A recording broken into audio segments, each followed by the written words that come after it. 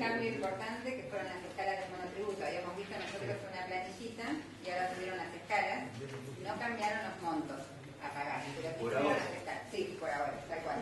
Pero bueno, tuvieron las escalas, hay que encuadrarse, tiempo hasta el 30 de septiembre. Ahora igualmente nosotros tenemos las escalitas nuevas. ¿Sí? A ver si ya le traen el...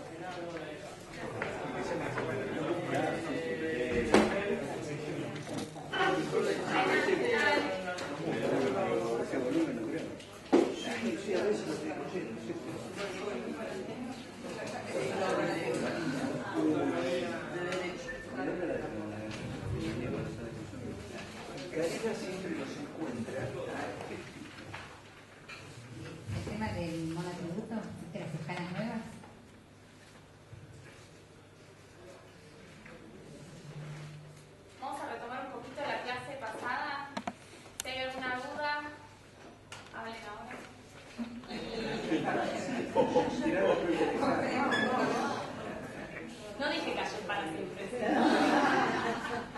Fue una asociación libre. Y vamos a retomar un poquito la tabla que habíamos visto de monotributo, que ahora cambió la semana pasada, y Nana nos va a explicar de qué se trata. Bueno, lo único que cambió fue el monto, nada más.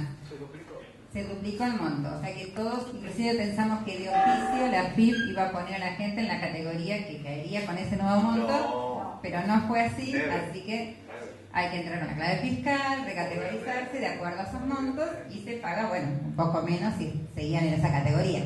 Si no, como oportunamente es la fecha de recategorización, es según el tramo que le toque. Sí, pero fue lo único que cambió hasta ahora en cuanto a esto. Seguramente más adelante se van a retocar los montos a pagar. Bueno, pero bueno, para por noviembre, ahora. para noviembre. Y yo creo que sí.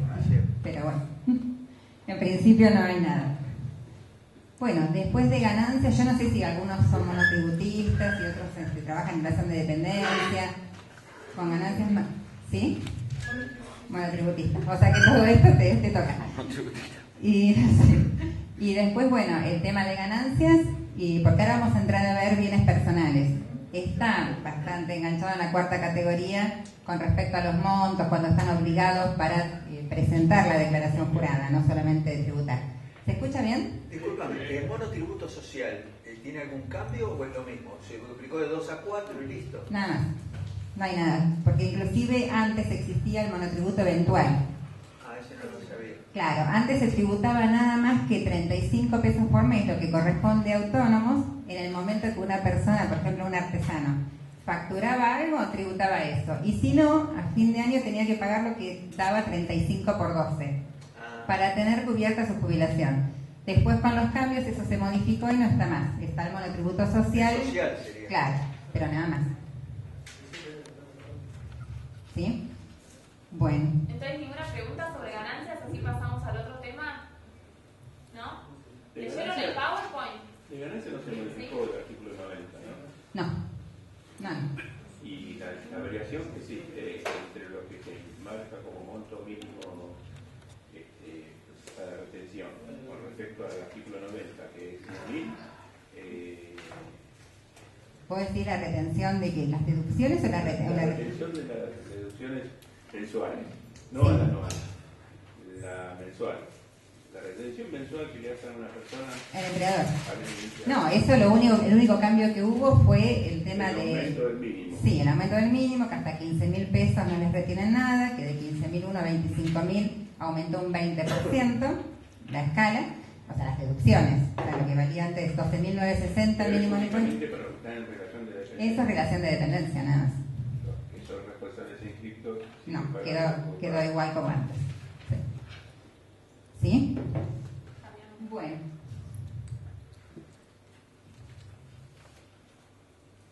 Bueno, bienes personales, también a la gente que está en cuarta categoría les toca, una vez que llegan a 96.000 pesos de ingresos, ya tienen la obligación de presentar bienes personales. ¿Debe o no va a pagar? Ahora igualmente vamos a ir viendo cómo se desarrolla. ¿Una pregunta? 96.000 pesos de ingresos en el año. A partir de 12 por 8. Y hace como 3 años. Lo que pasa es que mucha gente lo presenta, pero en realidad a los 96.000 pesos de ingresos en el año está la obligación de presentar bienes. Puede que no tengas ningún bien, pero está la obligación formal de presentar la declaración jurada, que es el formulario 762. ¿Sí?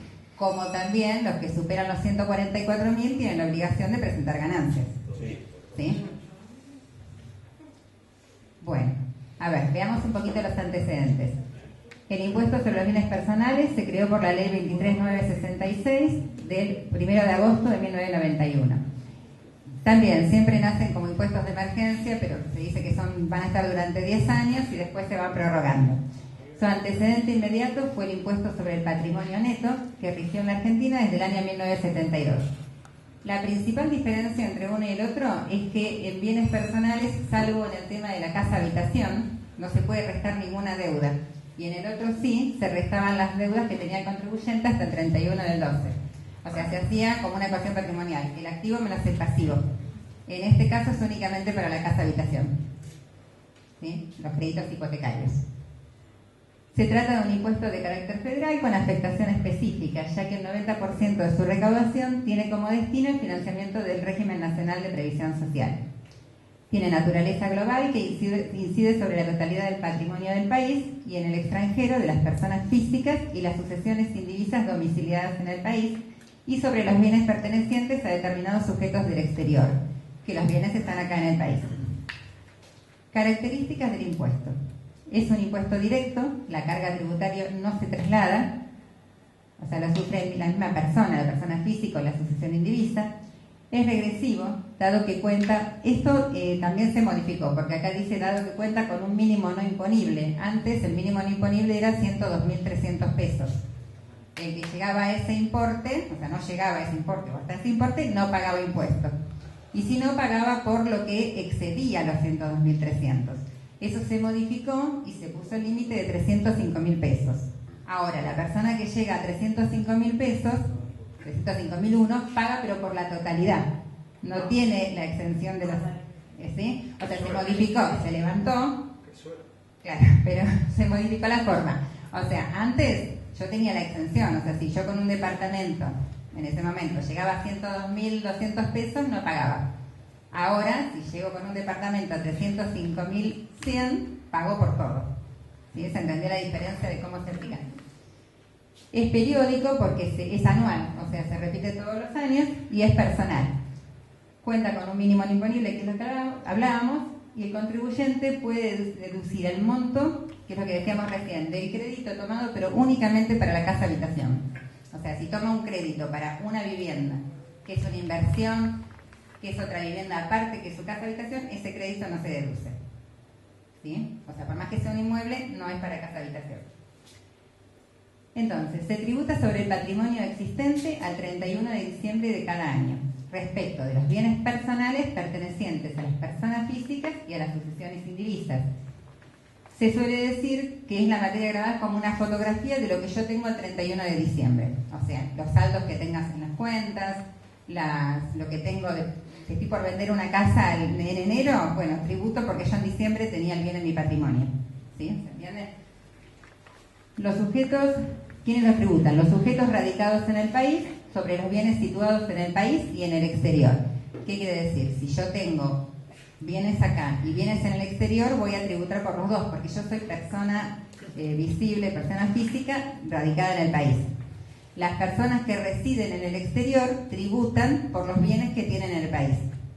Y ahora después vamos a ver que son distintas las tasas que tributan y todo. A ver si es importante.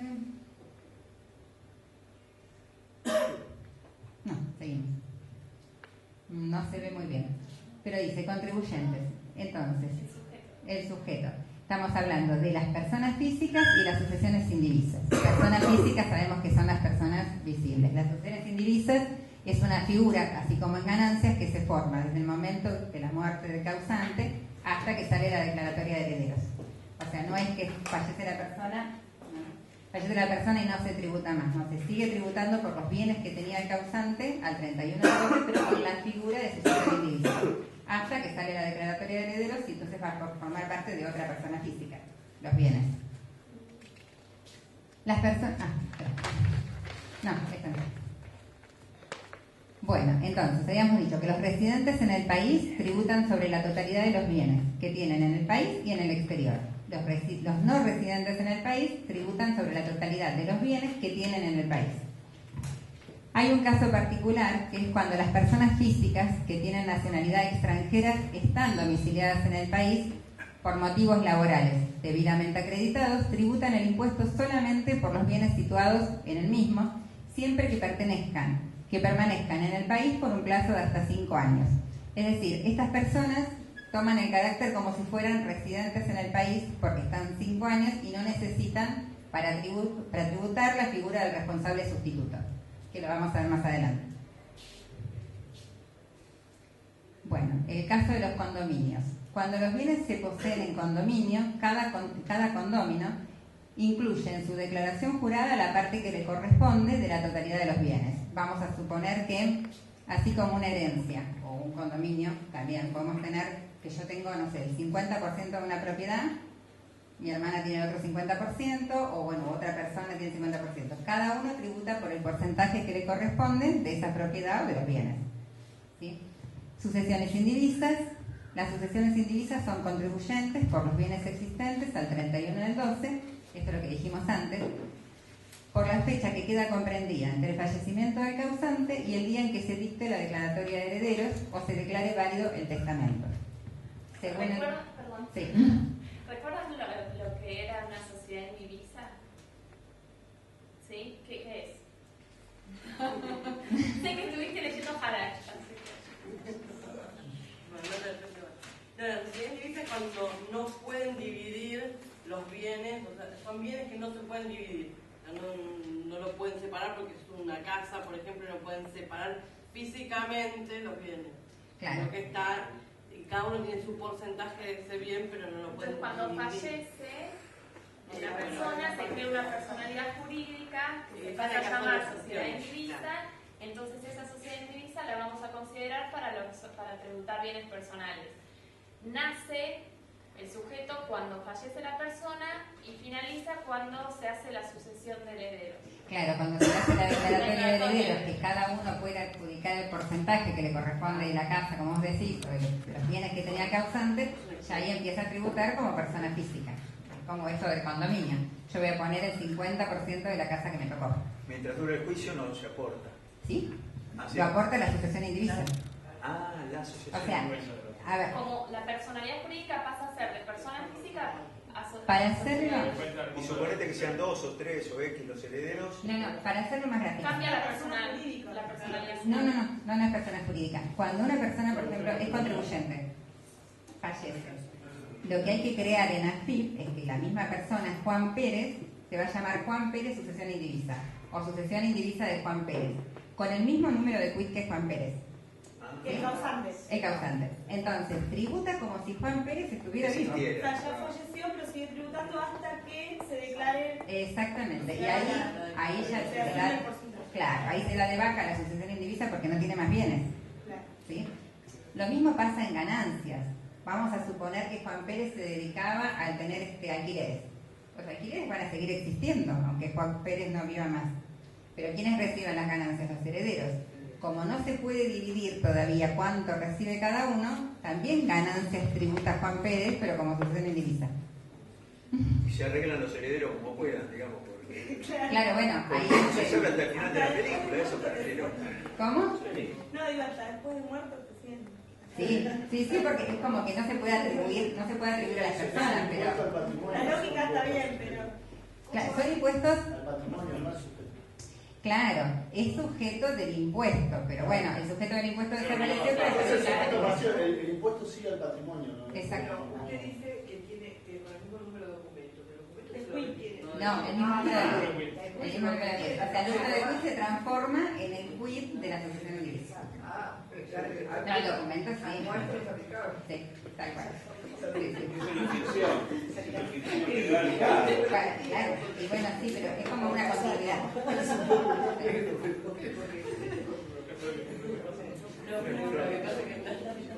¿Se entendió la asociación indivisa? Bueno, ahí lo dice en el decreto reglamentario, dice, se considera que las asociaciones indivisas son titulares de los bienes propios del causante y del 50% de los bienes gananciales. Cuando hablamos de ganancias es por lo que recibió de alquileres, en el caso nuestro ejemplo.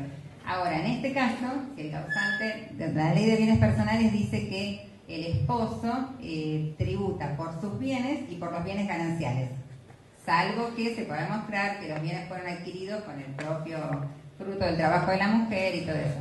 Entonces, en el caso de que pase la muerte del señor y aparece la asociación indivisa, la asociación indivisa va a tributar por los bienes del causante y por el 50% de los gananciales. Es como si viviera la persona, ¿sí? Hasta que se haga la declaratoria.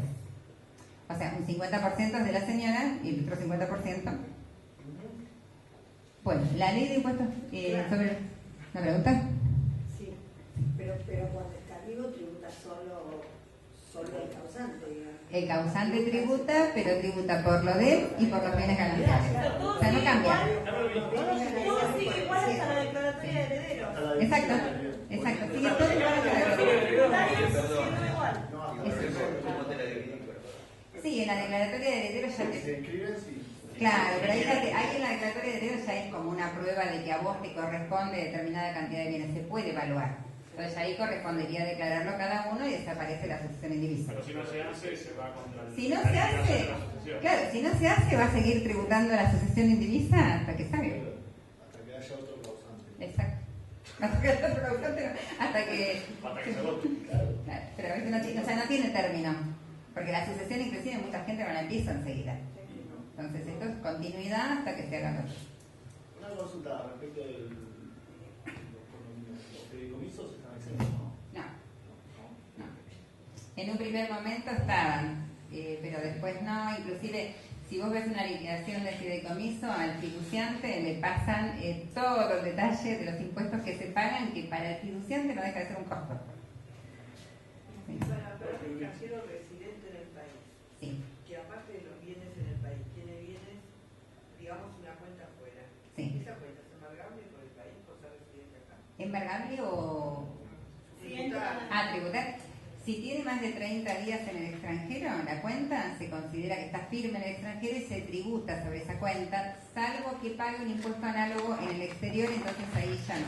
Se lo toma en cuenta. Se lo toma en cuenta. Claro, porque ahí cuando fallece alguien piden la declaratoria de herederos de acá.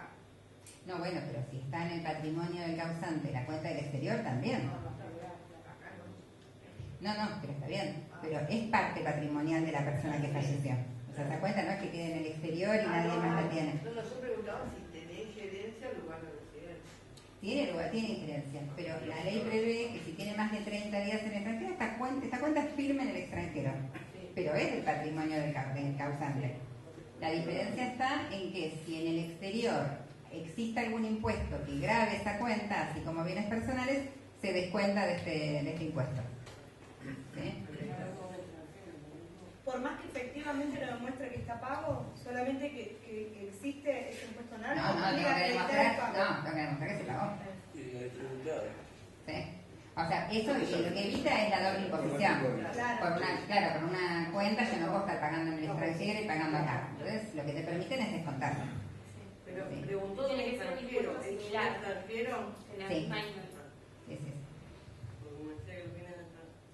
No. Una persona que vive acá, pero tiene una cuenta en el extranjero. Claro, no, pero yo sé que era extranjera la persona. Pero residía acá. Yo extranjera tengo mi cuenta en España, tengo propiedades en España, tengo que pagar por ellas acá. Y no. Claro, pero No, miden si de pagas acá, cuatro. no. O sea, las personas que no son residentes en el país tributan sobre la totalidad de los bienes. Pero que tengan en 30 días. Argentina. Claro, Claro, por eso preguntaba. Está bien, pero los bienes en el país, los bienes Sí, están sí, en pero el país. ella preguntaba a una Dice que persona está- extranjera con un bien en otro país. No, la pregunta inicial fue si la persona vive acá y tiene una cuenta en el extranjero. Yo soy extranjera, vivo acá. ¿Pero tenés tengo una cuenta residencia acá? Sí, Sí, entonces sí. por eso digo, yo soy extranjera, vivo acá, con residencia acá y tengo una cuenta en el extranjero. Y ahí sí, salvo que a vos te estén cobrando en el extranjero, entonces ahí demostrás que estás pagando, ya no. Ahí el concepto de residente cambia según la permanencia que tengas acá en el país. Tengo una pregunta. En el caso de los fideicomisos, el impuesto es respecto del total del patrimonio beneficiante, no al impuesto de los beneficiarios o beneficiarios. No, es de acuerdo al impuesto masa patrimonial que después se divide en los pequeños porcentajes que tiene cada uno, y eso es lo que se traslada. Sí. Bueno, entonces decíamos que la ley del impuesto a los bienes personales adopta el mismo criterio de atribución de bienes a los cónyuges que el contemplado por la ley de ganancias. Entonces, cada cónyuge declara por los bienes propios.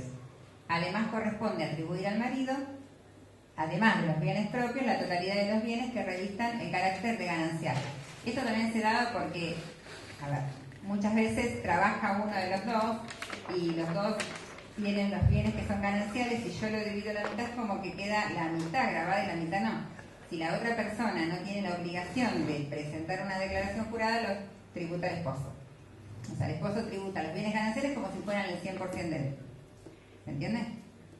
Pero por eso, si tributan los dos. Igual ahora. Si tributan los dos, no, porque tributan el 50% cada uno. O sea, el impuesto. Por ahí la que tributa es la mujer. Sí. Claro, Bueno, inclusive con el tema y con el tema del matrimonio igualitario, por ejemplo. 50% y 50%. ¿Sí? O salvo que tengan un porcentaje establecido diferente, pero si no, el 50 y el 50. Acá dice, ¿ves? Además, esto que dimos de los bienes gananciales, y dice, vamos a leerlo otra vez. Además corresponde atribuir al marido los bienes propios que revisten el carácter de bienes gananciales, excepto que se trate de bienes adquiridos por la mujer con el producto del ejercicio de su profesión, oficio, empleo, comercio o industria, o sea, con su propia actividad. ¿Sí? Que exista la separación judicial de bienes o que la administración de todos los bienes gananciales lo tenga la mujer por algo judicial que determinaron, no sé, un juicio de divorcio que lo tenía ella. ¿Sí? Menores de edad. ¿Eso se presume o preventivamente se paga? ¿Cómo? ¿Preventivamente se paga o es lo que se presume? No, es así. ¿Paga por las dudas? No, por las dudas no. O sea, alguien, a ver, para hacerlo grande, alguien... El bien está grabado, lo que yo pregunto es una presunción al marido por la cual debe pagar, y si no quiere pagar tiene que acreditar que la mujer lo recibió o... No. Existe un bien, ¿sí? Ese bien, si yo lo tributo yo, si puedo demostrar que ese bien nace con el ejercicio de mi profesión, porque tengo un comercio y de ahí se puede atribuir bien. Ahora, si no, pasa a ser un bien, vamos a suponer una sociedad conyugal y yo no demuestro eso y lo compramos el bien estando casados, tributa el marido. En realidad los bienes son gananciales salvo esos casos que hay. Exactamente. El producido del trabajo. Eso lo... Bueno, no, pero si yo puedo demostrar, está bien, el producido de trabajo es ganancial, se vive juntos, los dos compran una casa, eso es ganancial. Yo con mi profesión como abogado compro una propiedad, estoy casada, es ganancial. Yo como ganancial no importa que yo no gané con mi dinero, porque mi dinero, el que gano estando casada, es ganancial. Está bien. En principio es así, pero si vos quisieras demostrar, o por una cuestión numérica, vos decís, me conviene a mí este 100% de este producto, lo compro yo, ojo, va a tener que estar a nombre tuyo. No, va a tener que ser declarado bien propio, yo voy a tener que demostrar que lo adquirí con dinero que recibí de algo tuyo, Exacto. Cuando se escribe. Claro. Por eso digo, porque a mí me pasó eso. Por eso decía que me parecía como una no sé, que no es así. Bueno, no. Esto es así si se puede, como decís vos, si se puede demostrar que el bien fue adquirido a nombre tuyo y con algo que vos produciste porque lo heredaste, porque tenés una profesión que te permita con tus ingresos. O sea, pero porque si no, bueno, pero acá viste que dice que se puede demostrar, eso es ley, si se puede demostrar, sí, es ganancial cuando vos empezás a comprar, o sea, están casados, compran algo, los dos trabajan, los dos, es ganancial. Pero si vos podés demostrar que un bien, vamos a suponer que, a ver, vos estás casada, pero a la vez con el producto de tu profesión te compraste vos otro departamento, no el departamento donde conviven. Si puedo demostrar que salió con el fruto de mi profesión, yo puedo tributar, no digo que no sea ganancial, digo que puedo tributarlo de esta forma. ¿Sí? Puedo decir que ese departamento, vamos a suponer, te compras una oficina para desarrollar tu actividad, es un bien inmueble, pero no es ganancial, porque o sea, podés considerarlo ganancial a los fines de la sociedad conyugal, pero yo puedo tributarlo como si fuera mío al 100%. Considerando de que puedo demostrar que lo pude comprar con mi profesión. ¿Sí? ¿Se entiende? Solo a los exacto. A los tributos, sí, esto es ley de bienes personales, nada más. O sea, no va más allá. ¿Sí? No, por favor. Menores de edad. Cuando los bienes pertenecen a menores de edad, los padres que ejercen la patria potestad declaran en representación de sus hijos. Para poder hacer esto es lo mismo, salvando las distancias, que la sucesión de indivisos. O sea, yo tengo que generar, en el otro teníamos el quid del causante, en este caso tengo que generar con el quid que le va a corresponder al menor, ¿sí? Con ese quid declaro como si fuera yo un responsable sustituto. ¿Sí? ¿Y pago declaro, o no pago? Sí. ¿Se paga igual? Sí, se paga igual. Yo soy el responsable, tengo que pagar todos los años sacándola de la galera mientras la sucesión corre. Y no, acá no estamos hablando de sucesión, estamos hablando de menores que tienen propiedades, ya fueron... Bueno, no brinda las propiedades, son legítimas. Sí, pero en bienes personales se paga. O sea, se paga igual en cabeza del menor, pero como el menor no es capaz para poder hacer eso, están los padres que tienen que tributar por él.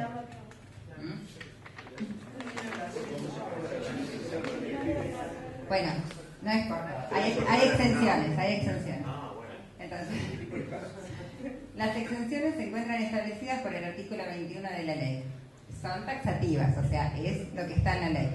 Bienes de representantes de países extranjeros. Incluye los bienes de los miembros de misiones diplomáticas y consulares extranjeras, así como su personal administrativo, técnico y familiares. Esta exención procede en la medida y con las limitaciones que ejerzan los convenios internacionales aplicables.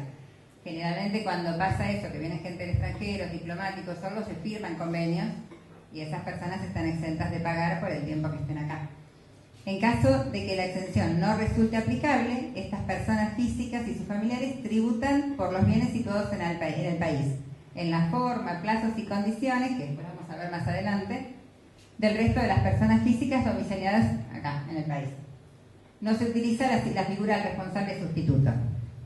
Las personas en cuestión y familiares que hubieran estado domiciliadas en el país antes de desempeñar estas funciones, o sea, que hubieran estado con anterioridad en el país, ya se consideran que tributan sus bienes situados en el país y en el exterior, o sea, como una persona física de acá. ¿Sí? Que dijimos cuando empezamos dijimos que ellos tributan, la persona física tributa por los bienes de acá y por los del exterior y que puede descontar los análogos. Las cuentas de capitalización de la ley 24.241. Esa es la ley de trabajo. Las cuentas de capitalización comprendidas en el régimen de capitalización. Eso es cuando existía la de AFJP.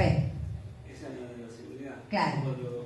24.41. Es la que cuando existían las AFJP, que se hacían las inversiones, cuando teníamos la capitalización, que podíamos elegir entre el régimen de reparto y el de capitalización, esas cuentas estaban exentas de bienes personales. Pero es lógico, porque son cuentas de todos, de todas las personas que aportaban a esa FJP. ¿Sí? ¿Cómo? Que eran de los bancos. Bueno, pero en principio eran como una, eso se había, por lo menos lo habían explicado así, era como que uno contribuía a la jubilación y se hacían inversiones que el día de mañana podías retirar como un seguro de retiro o una renta vitalicia. Eso que iba a las cajitas, que ya no están más, eso estaba exento. las cuotas sociales de cooperativas. Ellas están exentas también, y los bienes inmateriales. Se encuentran exentos las llaves, las marcas, patentes. Según el decreto reglamentario, también pueden estar exentos los derechos de propiedad científica, literaria o artística, marcas de fábrica o de comercio y similares, las patentes, los dibujos, modelos y diseños reservados, las restantes de la propiedad industrial y material, o sea, todo lo que sea propiedad intelectual. Bienes amparados por la franquicia de las 19640 son los bienes que tienen franquicia aduanera, que son todos los que se encuentran en Antártida, Tierra del Fuego. Se eximen los bienes existentes en Tierra del Fuego, Antártida e islas del Atlántico Sur, los cuales están amparados por la ley de franquicia.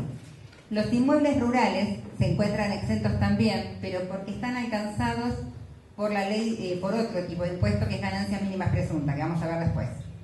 ¿Sí? Entonces, se encuentran exentos los inmuebles rurales cuyos titulares sean personas físicas o sucesiones indivisas, los cuales se encuentran gravados por el impuesto de ganancia mínima presunta. También están exentos los títulos, los bonos, títulos valores emitidos por la Nación, las provincias y las municipalidades y la Ciudad Autónoma de Buenos Aires, y los certificados de depósito programado. Sí, es por eso. Claro, cuando fue el tema del 2002... estafa bancaria. Bueno, pero ahí justamente para que la gente volviera a confiar en los bancos y todo, quedó exento hasta el día de hoy. El punto que sigue, que dice: los depósitos en moneda argentina y extranjera efectuados en las instituciones comprendidas en el régimen de la ley 21.526, plazo fijo, caja de ahorro y cuentas especiales de ahorro, regidas por el Banco Central de la República Argentina, están exentas. No así las cuentas corrientes. Las cuentas corrientes no están exentas. Pero cuando uno deposita, sí, digamos, tiene dinero, deposita ese dinero viene a otro lado, en algún momento tributó. ¿Sí? Bueno, no. Acá estamos hablando de bienes personales. ¿Te acordás que al principio dijimos que era como una foto? En la foto yo tengo un plazo fijo, por ejemplo. Ese plazo fijo me va a dar interés y todo, pero el plazo fijo no tributa porque está exento por ley. Pero en algún momento del año lo tuve en líquido, a eso me refiero.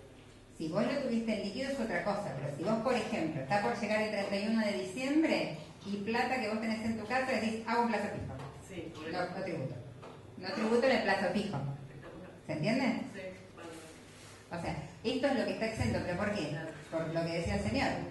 La captación de dinero en los bancos. Entonces, quedó exento todo lo que sea ahorro, ¿sí?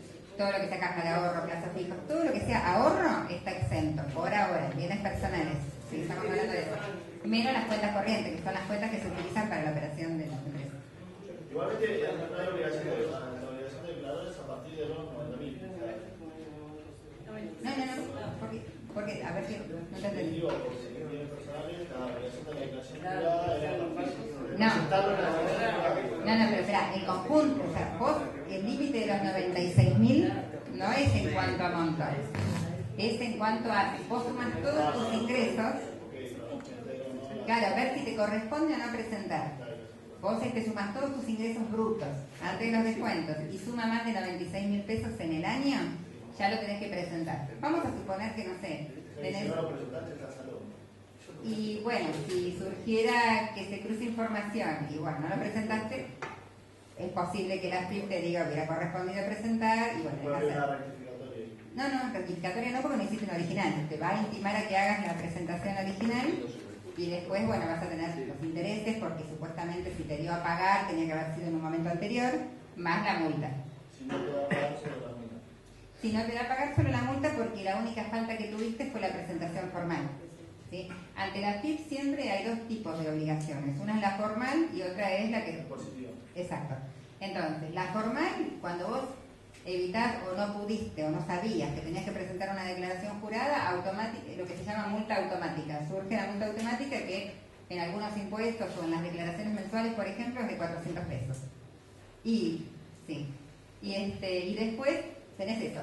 Salvo que la AFIP te diga, bueno, a ver, yo estimo y quiero hacer una determinación de oficio. No es que te intime a hacer la declaración jurada. Entonces ahí ellos dicen cuánto. ¿sí?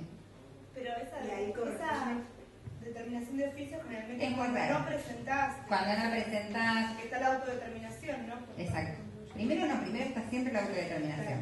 Si después, vamos a suponer, te intimaron, no lo presentaste, te intimaron en forma administrativa y no pasó nada. Va a la parte judicial y no pasó nada, bueno, te van a determinar de oficio.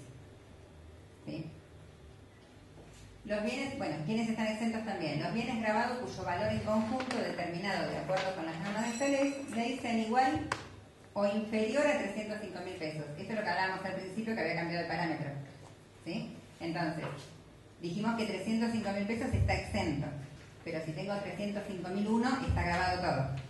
¿Sí? A diferencia de lo que teníamos el mínimo que antes. ¿Y con qué porcentaje? Ahora lo vamos a ver.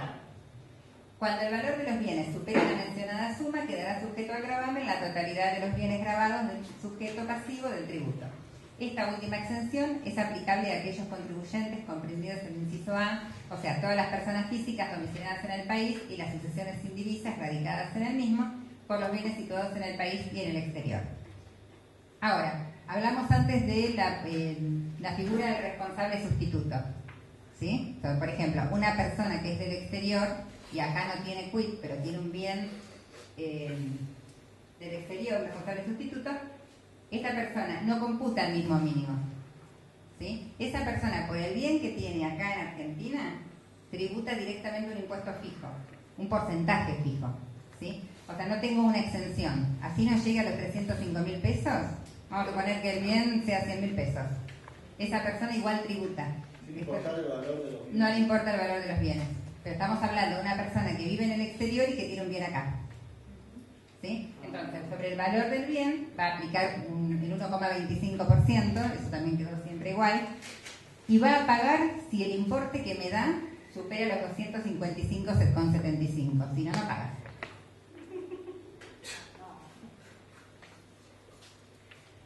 Valuación de los bienes situados en el país. ¿Hasta ahí todo más o menos se entendió? ¿Sí? Bueno, ¿cómo evalúa la ley de bienes personales? O sea, uno todo esto lo explica, que entra, que no entra. Bueno, ahora sabemos lo que entra según la ley de bienes personales, ahora tenemos que ver cómo se evaluaría cada bien que tenemos. ¿Sí? Entonces, los depósitos y créditos en moneda extranjera y existentes de la misma, y existencias de moneda extranjera, de acuerdo al último valor de cotización, tipo comprador del Banco de la Nación Argentina, al 31 de diciembre de cada año. Esto es, por ejemplo, las personas, ahora es muy difícil, pero las personas que tenían moneda extranjera, tenían dólares, que iban acumulando en dólares, cuando llegaba el momento de la declaración jurada decíamos la cantidad de dólares que teníamos por la cotización que tenía el Banco Nación, tipo comprador, al 31 del 12. Ese era el valor que iba a estar grabado. Se consideran situados en el país el dinero y los depósitos en dinero que se encuentran en el momento, o sea, como la foto, al 31 del 12. Los depósitos en bancos del exterior se consideran situados en el exterior si permanecen allí más de 30 días. Los objetos personales, esto es, si yo puedo evaluar, o sea, si es determinado un objeto personal y lo pongo dentro de mi patrimonio, que es muy raro, o sea, que vayas a decir, bueno, estas joyas valen tanto, voy a declarar para tributar. Si no pasa eso, de la totalidad de los bienes que yo declaro, la casa, el auto, de todo lo que yo declaro, el 5% la ley considera que tengo en bienes personales, objetos personales, que pasan a formar las otras cosas que están en la casa. Y sobre eso se tributa también. Eso es una presunción. ¿Sí? Entonces, por eso dice ahí, objetos personales y del hogar, no incluidos anteriormente por su valor de costo, no pudiendo ser menor al 5% del valor total de los bienes. ¿Sí? ¿Cómo se evalúan los automotores? Los automotores es el valor de adquisición, o si lo bueno, van a pedir ingreso al patrimonio, ¿sí? Menos la amortización anual. Ese valor que me da, que se llama valor residual, lo comparo con una tabla que tiene la FIP, que me va a decir, según el modelo, según las características del auto, cuánto tengo que valorar el auto. Es un precio de mercado, digamos eso. Es un precio como si fuera el de la póliza de seguro, un poquito más. Entonces vamos a suponer, yo tengo un auto que es, no sé, modelo 2009. Entonces yo busco Peugeot, se dan 5 puertas, el modelo exacto con todas las letras que tiene, y la tablita me va a decir a cuánto tengo que evaluar al 31 de este año este modelo 2009 que yo tengo. Eso lo tengo que comparar con el valor mío que cuando compré ese auto, menos la amortización que pasó desde el año 2009 hasta ahora, y tomo el mayor de los dos. No importa en qué condiciones esté el auto. No, bueno, a ver, en la amortización, la amortización es como que va marcando el desgaste del año. Pero no un desgaste. Salvo que puedas declarar que está amortizado por una cuestión especial, es mucho más de lo que sería en el año. Sí, no. Pero los autos viejos no. A los 5 años, como la amortización en los autos se marca con el 20%, a los 5 años está totalmente amortizado y ya no se declara directamente. Si yo saco el dinero, tengo el plazo fijo, lo saco en noviembre. Sí. ¿Tributo? Lo tuve todo el año, lo saco el 30 de noviembre. ¿Tributo? Primero que el plazo fijo no es tributado. Está exento. ¿Sí? Y la caja de ahorro también está exenta. Y la caja de ahorro también está exenta. Podrías pagar si tenías una propiedad y la vendiste. Claro, o si tenías moneda extranjera y no decís que tengo moneda extranjera, es la única diferencia, porque después el plazo fijo no tributa y es lo que tenés el 31 del 12. Solamente si tengo cuenta corriente me convendría hacer una caja de ahorro, plazo fijo. Claro, bueno, ahí sí porque no tributas. Sí, bueno, a veces hace. Entro y salgo. Sí. O sea que el plazo fijo no tributa salvo que esté en dólares. No. Hasta ahora lo que era plazo fijo no tributaba. Dólares era cuando yo tenía moneda, no en plazo fijo. Yo tenía plazo fijo en dólares cuando estaba permitido, porque viste que ahora no te arman en cuentas en dólares. Pero cuando estaba permitido, sí, pero ¿cómo haces para comprar dólares? No, ¿Cómo? Puede tener antes, lo puede canjear ahora. Bien, por eso todo lo que sea caja de ahorro, así sea moneda extranjera o no, pero en la caja de ahorro o en un plazo fijo estaba exento. Eso no tributa. Sí, si tengo moneda extranjera fuera del plazo fijo, ahí sí tributa. Por eso hablábamos de la cotización. ¿Qué cotización tomo al 31 del 12? ¿Sí? Por ejemplo, dólares en caja de seguridad. Sí, bueno, los dólares en caja de seguridad es como que los tuvieras vos, o no es caja de ahorro. Claro, eso sí. Eso es lo otro que te iba a preguntar. La caja de seguridad no tributa. La caja de seguridad, la caja de seguridad no tributa, pero porque vos no declarás lo que está dentro de la caja de seguridad. Obvio. Claro. O sea, no tributa. Claro, es así, no es que es así. No tributas lo que no declarás. Claro. ¿Y si hay información con seguro, Camilo? ¿Cómo? ¿Hay información con seguro? Yo podría tener una caja de seguridad y tener asegurada X suma. Puede usarse, puede No, usarse. De repente, no, de repente Había lo uno que que sí. quería, no me acuerdo cómo se llama, que quería embargar La caja de seguridad, sí que querían abrirla. No me acuerdo quién fue, pero sí, que querían abrir la caja de El seguridad. tema pasa por el hecho de que uno puede llegar a tener en caja de seguridad $200.000. Y si durante el fin del ejercicio no lo declara, está bien, no tributa. Ahora, si entre el 7 de marzo quiere comprar un bien que sale $150.000, Claro. tiene que justificar Exacto. que tenía $200.000 en una... Exactamente. Entonces ahí, cuando justifica eso, tiene que pagar por el año anterior el impuesto. Exactamente. Así es la película. Claro, porque si yo...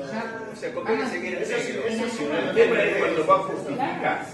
No, si vos tenés ingresos, espera, si vos tenés ingresos, tenés la plata que dice el señor en el banco, la caja de seguridad, la utilizás para esto, pero vos con tus ingresos podés demostrar que compraste ese bien, no pasa nada. O sea, no voy a decir, pero ojo, porque la persona, sí, pero la persona que tributa, por ejemplo, bienes personales y tributa también ganancias termina en una diferencia que es el consumido. ¿Sí? Entonces yo gané determinada cantidad de dinero. Con esa determinada cantidad de dinero, ¿qué hice? O lo consumí o lo ahorré. ¿Sí? O compré algo. Entonces, si uno hace la cuentita muy infinita... Pero no sucede. Pero no. Pero se puede comprar sedín. También.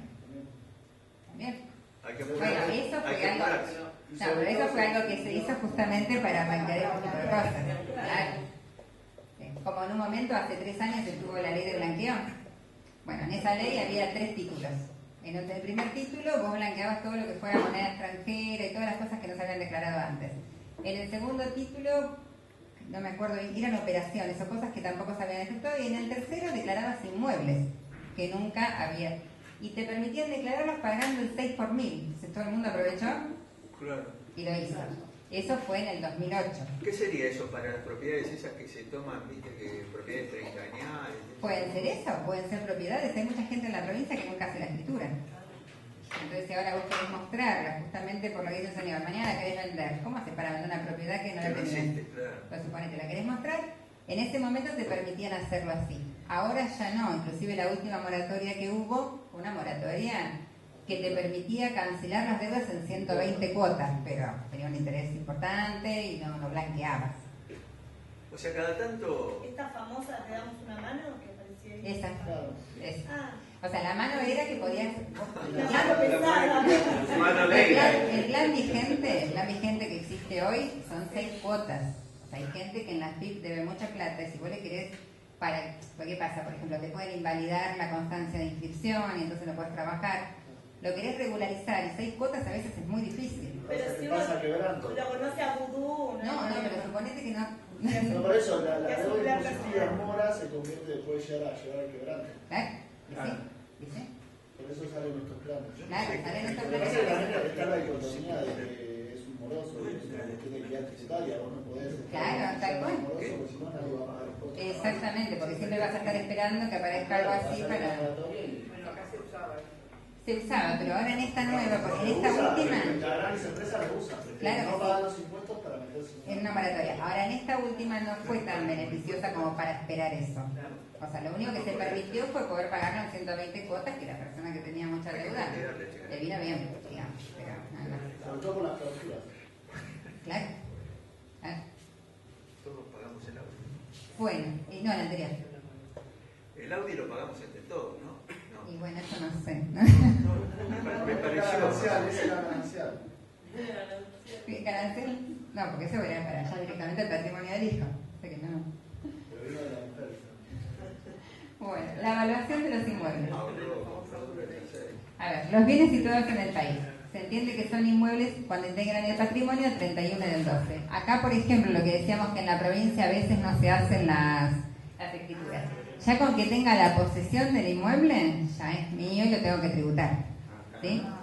Entonces, cuando son adquiridos, es el costo de adquisición, o sea, el costo que dice en la escritura, o ingreso al patrimonio actualizado, menos la amortización. Los inmuebles se amortizan el 2%, tiene una amortización más bajita. Se amortizan en 50 años, no es como los autos que en 5 años desaparecen del patrimonio.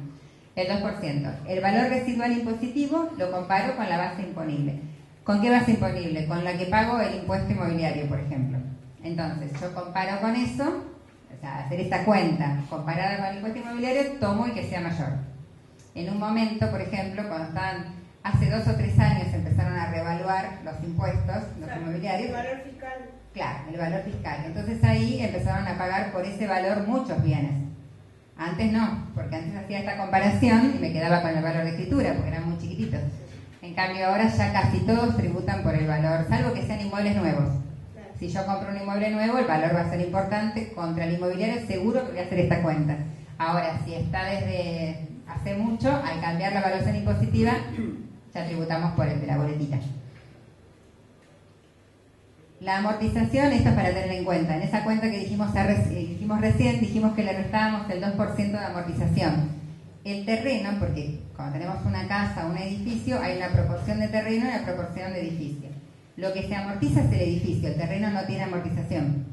Entonces lo que se hace es, según la boleta también del impuesto inmobiliario, la BL, se hace la atribución de que un 30% corresponde al terreno y el 70% a la propiedad, entonces se amortiza sobre ese 70%. Bueno, después, a ver. Los construidos.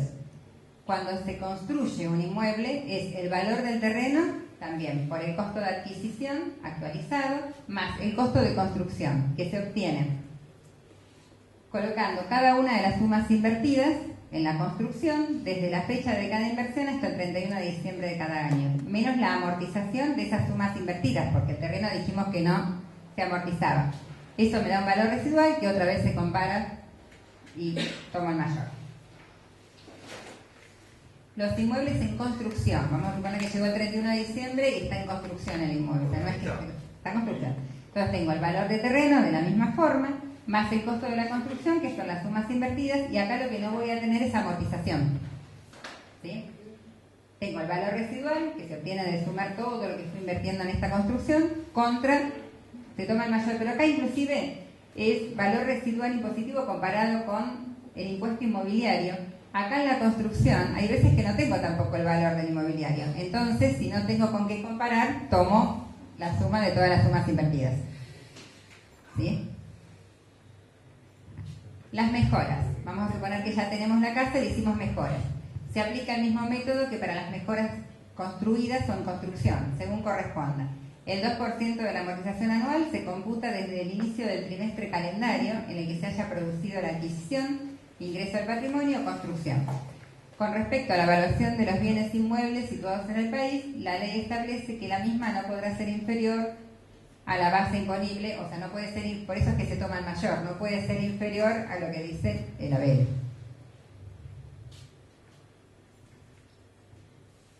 Bueno, inmuebles para casa-habitación.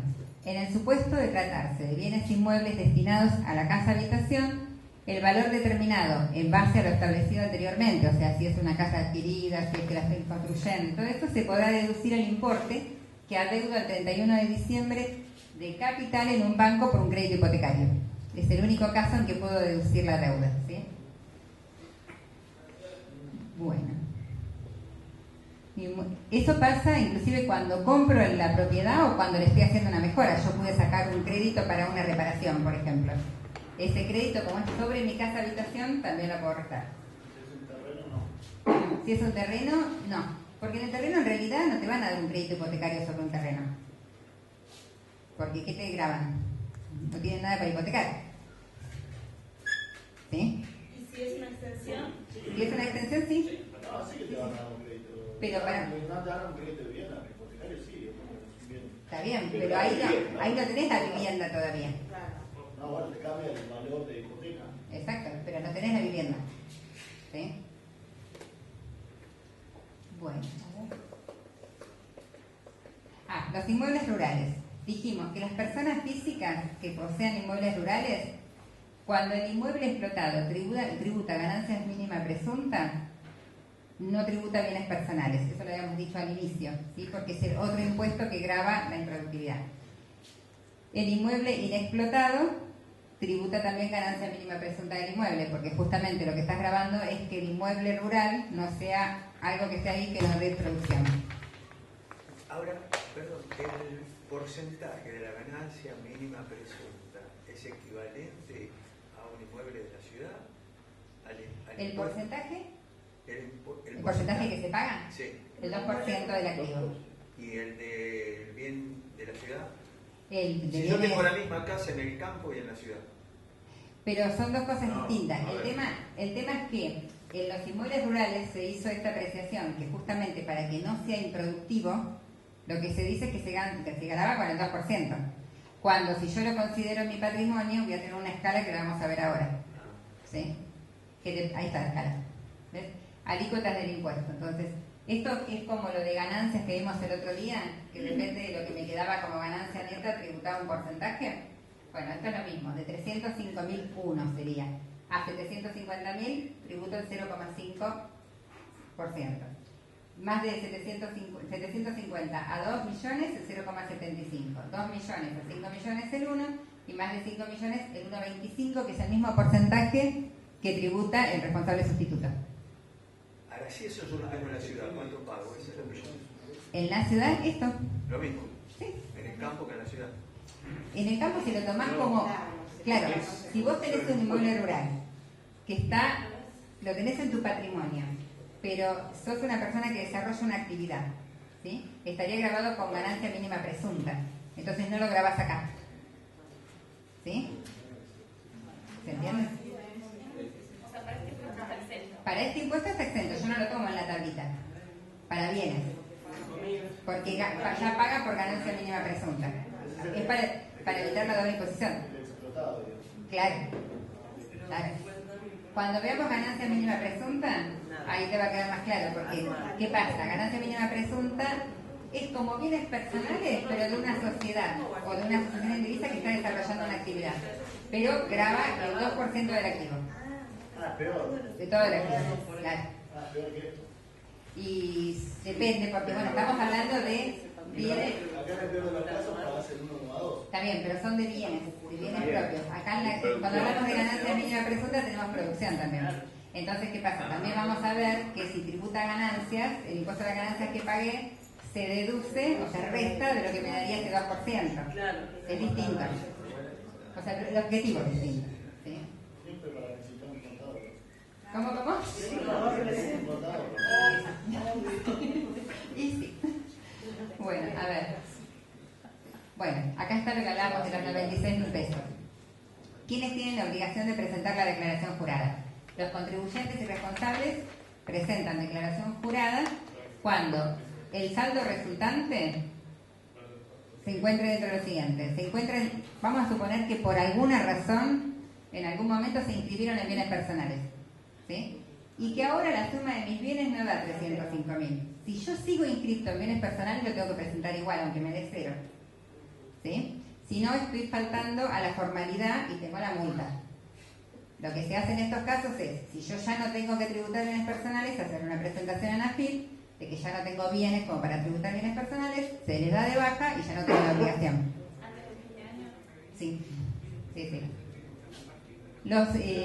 Les corresponde la liquidación del impuesto por darse los sujetos de gravabilidad que las normas establecen, aun cuando no hubieran solicitado el alta. Claro, vamos a suponer que no, como hay muchos casos, nadie pidió el alta en bienes personales, pero si sacamos las cuentas de los bienes que tengo que gravar, supero los 305.000 pesos.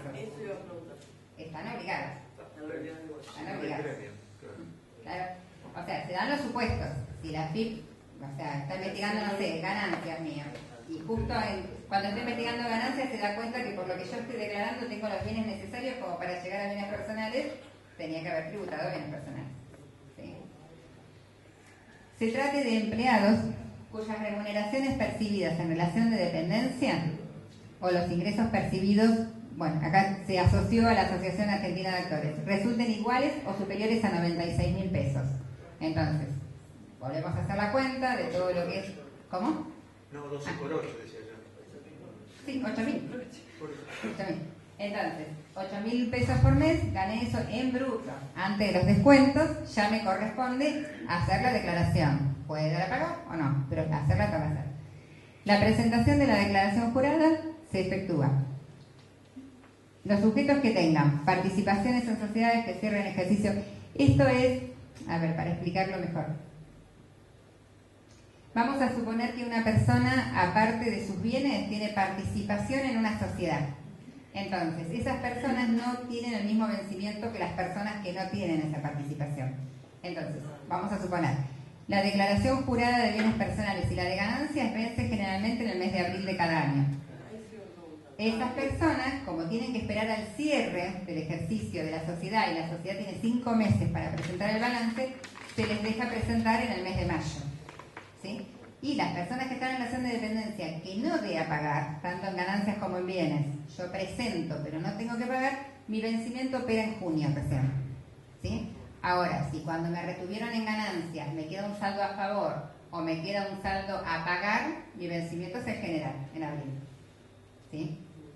¿Ese número lo modifican cada tanto en el 26 o hace mucho que no se modifica. Es forever, sí. Hace mucho, igual que el de 144.000 para ganancias.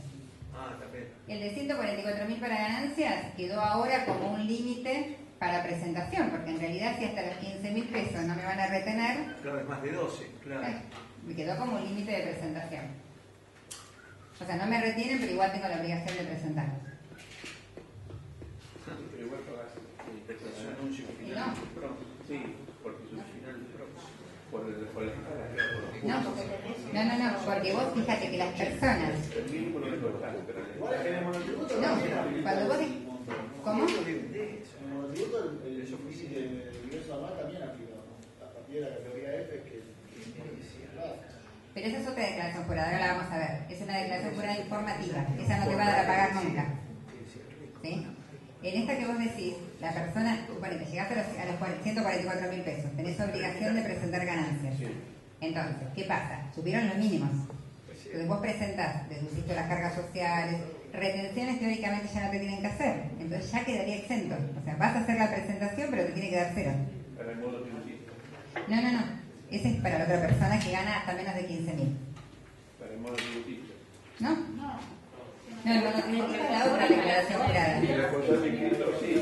El responsable inscrito supera los 140. No, el responsable inscrito es otra cosa. Acá estamos hablando de cuarta categoría, relación de dependencia. Relación de dependencia. ¿Sí? Eso es, o sea, no sé, vos tuviste la clase pasada cuando hablamos de las distintas rentas, que tenemos rentas de primera categoría, de segunda. Bueno, en las de cuarta categoría, que uno de los incisos, relación de dependencia, ahí operan estos mínimos. O sea, una persona que es responsable inscripto, con 96.000 pesos, nada que ver. Sí, aparte ya los 96.000 pesos no es límite, pero aparte porque no tengo ingresos en relación de dependencia como para contar. Tengo la ganancia y después... Exacto. Y la que dice él, que es la ganancia, la declaración jurada informativa, en la categoría F, que vimos de monotributo, sí se tiene que informar el monto facturado en el cuatrimestre, el sujeto principal de la facturación, a quién le facturé, cuántas facturas le hice, por qué monto le facturé, a quién le compré, o sea, quiénes son mis proveedores, cuánto pagué de alquiler. El tema está ahí porque ahí lo que aparece ahí es donde en el monotributo aparece que si yo le facturo siempre a la misma persona, tengo una relación de es como que podés decir que hay una relación de dependencia. Exacto. Y tengo la única factura a esa persona. Claro. Y en cuanto al cruzamiento de datos, más que el cruzamiento de datos, hay un inciso en el monotributo, que eso no lo vimos, que es el inciso K, que dice que si tus gastos superan, creo que era el 40% de lo que es la categoría, no acuerdo que era la I, creo que la de 200.000 pesos antigua, ya ahí te corresponde también estar excluido del monotributo. Sí. Claro, que es casi lógico, porque si yo pago sueldo, pago alquiler, pago todo y estoy en una categoría con una brecha que los ingresos no me permiten pagar todo eso, tampoco corresponde estar en monotributo. ¿Sí? Lo que quedó muy bajo fue el de la porque categoría de se los hizo alquileres. realmente con respecto a mucha gente que quedaba sin trabajo y que volvía a trabajar en relación de dependencia en la misma empresa como tercerizado. Estas personas se anotaban por responsable inscrito y pagaban y se les descontaba impuesto a las ganancias sobre el salario, que facturaban como gastos mensuales por trabajos realizados. ¿Cómo se anotaban? ¿Como responsables inscritos? Como responsables inscritos. En el caso del monotributo, no tiene retención de ganancias, pero sí tiene que pagar el monto por la categoría, por el monto que tiene de sueldo, una cifra parecida a la cifra que se le hacía de retención de impuestos a las ganancias. Entonces, estaba claro, vos estás hablando de los mínimos exentos cuando vos cobrabas honorarios. Claro, hay una escala que son los mínimos exentos, que siempre también quedó bajita. Entonces, de repente yo voy a cobrar tanto, que pasó también con los monotributistas que quisieron grabarlo igual, 1.200 pesos, por ejemplo, era el mínimo. Todo lo que excedía 1.200 pesos me retenían un impuesto, se ingresaba. Pero ¿qué pasa? Pero un responsable inscripto lo puede recuperar. Cuando hace la declaración jurada es una retención que me hicieron. En abril, lo recuperas. ¿Cómo lo recuperas? Si yo tengo que pagar impuesto a ganancias, o como responsable inscrito pago IVA, me lo descuento de IVA. Exacto. Ahora, el monotributista no lo podía recuperar, porque sigue pagando siempre ese monto fijo. Así que no, eso no.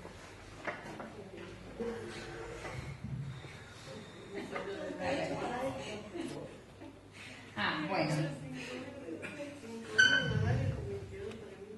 Una vez que se hizo la presentación de ganancias, de bienes personales y para ganancias también opera, y me dio a pagar, salvo el caso de relación de dependencia, que se supone que con las retenciones están bien efectuadas, me tendría que dar 0 a pagar, o puede haber un desfasaje chiquito porque no informé que nació mi hijo, entonces me quedó a favor. Claro, o sea, en esos casos no. Pero si me da a pagar, por ejemplo, la de un responsable inscrito, después ese importe que me dio a pagar se divide por 5 y se ingresan 5 anticipos en el año. ¿Qué quiere decir? Que si obtuve exactamente la misma ganancia o no modifiqué nada de mis bienes, cuando llega abril del otro año, le resto lo que yo ya pagué de anticipo y me daría 0. Es decir, se va pagando en forma anticipada en 5 cada bimestre, ¿sí? Siempre y cuando el anticipo me dé mayor a 100 pesos. Si no, no están obligados a pagar anticipos. Bueno, ahí están las fechas, o sea, vence en abril, en junio ya se empieza a pagar el primer anticipo, junio, agosto, octubre, diciembre y febrero del año siguiente, y en abril se vuelve a declarar. ¿Sí? No se aburren nunca los contadores, ¿no? No, la verdad que no. Es como imposible, sí, yo veo. Se pone contento. Aparte porque al 31 de diciembre todavía tenés deuda. Al 31 de diciembre tenés en abril tenés un montón de cosas. Bueno, esta es la alícuota que hablamos de los radicados en el exterior, que es el 1,25 y que esto no tiene mínimo. Es lo que habíamos visto, es lo mismo. Es lo mismo igual. Y que pagan siempre y cuando el impuesto le dé, aplicó un inmueble. El valor del inmueble, como habíamos dicho que se evaluaba, por el 1,25 es muy raro que me dé menos de 2,55, entonces pagamos el impuesto en forma directa. Anual y por única, y fijo. Fijo. Y anual, ¿no? Fijo. O sea, el porcentaje es fijo, o sea, llega en abril, voy a volver a liquidar. La persona sigue con el mismo inmueble en el país y la persona sigue estando en el exterior. Ese mismo inmueble, evaluado de la forma que nosotros dijimos, por 1,25 es lo que paga la persona de impuesto. ¿El liquidador es un aplicativo? Sí, es un aplicativo, pero en realidad en este, más que el aplicativo, es un formulario. O sea, la persona que está acá, residente en el país, y que configura el responsable sustituto de la persona que está en el exterior, va lo que se llama establecimiento, ¿sí? Entonces está el establecimiento cero, que es para la persona por sus propios bienes. Y después, vamos a suponer la hermana, es la que reside en el país, pero tiene una parte del bien de la mamá, que ya se hizo la declaración de herederos y todo, y le corresponde ese 50%. La misma persona, o sea, el hermano, habilita el establecimiento 1 y hace una declaración jurada por la hermana. Declara el bien, igual que como declaró el de él, con la única diferencia que en este caso no va a haber ningún mínimo y directamente la alícuota es el 1,25. Y por la forma en que se declara en el aplicativo es automático, porque pones que es un inmueble que no está acá, que es de acá, pero vos no sos de acá. Entonces ya automáticamente te aparece la alícuota. Sí, inclusive nosotros también te aparece la alícuota. Cuando vos vas cargando los bienes que tenés en las distintas alternativas que hay en el aplicativo, llega el momento que te calcula el 5% ese que dijimos de bienes del hogar y después, de acuerdo a los bienes, ya te calcula el impuesto. ¿Y siempre esa liquidación final puede ser que genere obligación de pago o no? ¿O no? En el caso de la gente de acá, sí. Cuando yo sume todo, no llega a los 305.000 pesos, se presenta igual. Claro, sí. Se presenta, pero no genera pago. El representante tiene que estar inscripto, no tener quit, sino estar inscripto y él también tributar, o una persona que no tributa porque no llega.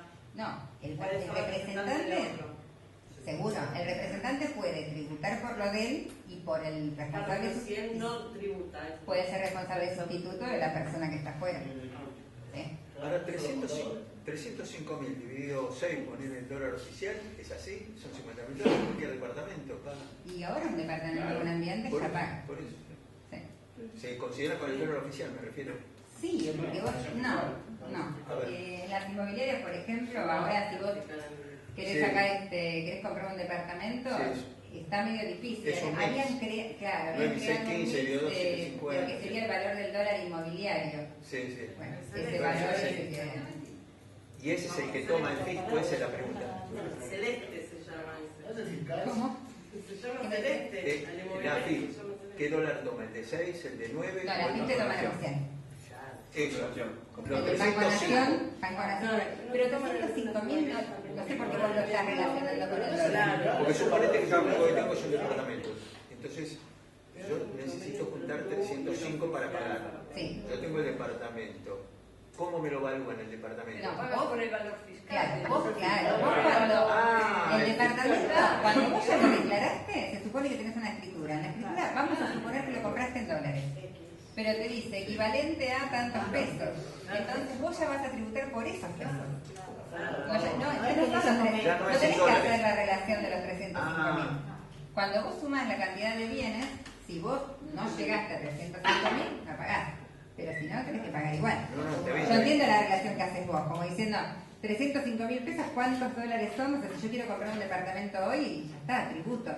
Es lo que estábamos hablando cuando veíamos la evaluación de los bienes, que yo decía comparado con el ABL. Antes, como eran antiguas las escrituras, antes no, o sea, si una persona tiene una escritura que la compró hace, no sé, un montón de años, Claro. por ahí está en Australia, lo tengo que pasar a pesos, lo tengo que actualizar, lo tengo que amortizar y lo comparo con ese valor. Voy a tomar el valor de la ABL, seguro. En cambio, si yo compro un departamento hoy, ya por los valores que están hoy en el mercado de los departamentos, voy a tributar por el valor de compra. Ya tributas por el valor de compra. Exacto. Si no, por el fiscal viejo. Y si no, por el fiscal, claro, pero por eso es el mayor entre ambos. Igual va a pagar impuestos.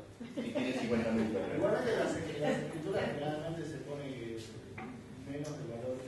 Generalmente hacen eso, pero igualmente empezó a haber un control importante. Para no pagar sobre ¿cómo era? el ITI. El ITI, impuesto de transferencia inmobiliaria. Claro, lo que pasa es que el ITI es otro impuesto que también lo vamos a ver. El ITI depende, porque si yo vendo mi casa para vivienda propia. Para vivienda propia y con el producto de eso voy a comprar dentro de un año mi vivienda, no lo tengo que pagar. Ya ahí está exento, no lo pago. Exactamente. Igualmente ahora se tramita, sí, bueno, que se tramita vía web también. Entonces vos tenés distintas opciones en donde dice régimen simplificado porque el departamento tiene un valor muy chiquitito, entonces tampoco, y bueno, y así. Pero depende del valor, te hacen informar todo, o sea, cuál es el inmueble, qué manzana, qué parcela, por ejemplo, yo vendo una casa para comprar otra, que es para vivienda también. Sí. Aunque el valor sea mayor, no se paga ese impuesto. No, porque es para volver a comprar tu casa habitación. Sobre todo si la transacción es inmediata. Por eso se llama impuesto. Por eso es impuesto a la transferencia de inmuebles. Vos en realidad acá estás transfiriendo, pero para volver a comprar uno tuyo. En cambio, si estás transfiriendo y eso es por transferencia, estás vendiendo algo, listo, bueno, ahí sí pagas. Un año, ¿no, doctora? Para volver a comprar, Un año. Un año, y a veces si uno no llega a localizar lo que quiere en un año, se puede presentar un formulario en la FIP pidiendo más plazo. No, 3 años, pero bueno, plazo más. Sí. Bueno, justamente es el impuesto a la transferencia de inmuebles. Este impuesto entonces se aplica sobre la transferencia de dominio a título oneroso de inmuebles ubicados en el país.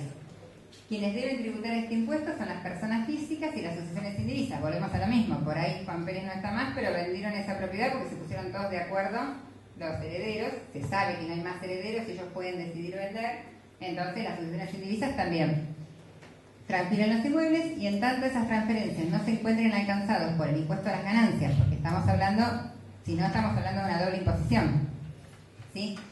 Como lo estaría, por ejemplo, en caso de transmitir el dominio una sociedad o en caso de que una persona física fuera habitualista en la compraventa de inmuebles. Si yo soy habitualista en la compraventa de inmuebles, voy a estar alcanzado por ganancias, porque me dedico a eso, no es que hago transferencia de inmuebles propios. ¿Sí? ¿Qué abarca el concepto de transferencia? Es la venta, permuta, dación en pago, aporte a sociedades y todo acto de disposición, excepto la expropiación, por el que se transmita el dominio a título oneroso. Solamente debe ser a título oneroso, es decir, se deja fuera las transferencias de donación o de herencia. ¿Sí? Es por la transferencia y porque yo recibo. ¿Sí? Sí, es otra cosa. Doctora, recién hice una salvedad con el caso de la editorial. La diferencia es que si uno vende inmuebles propios.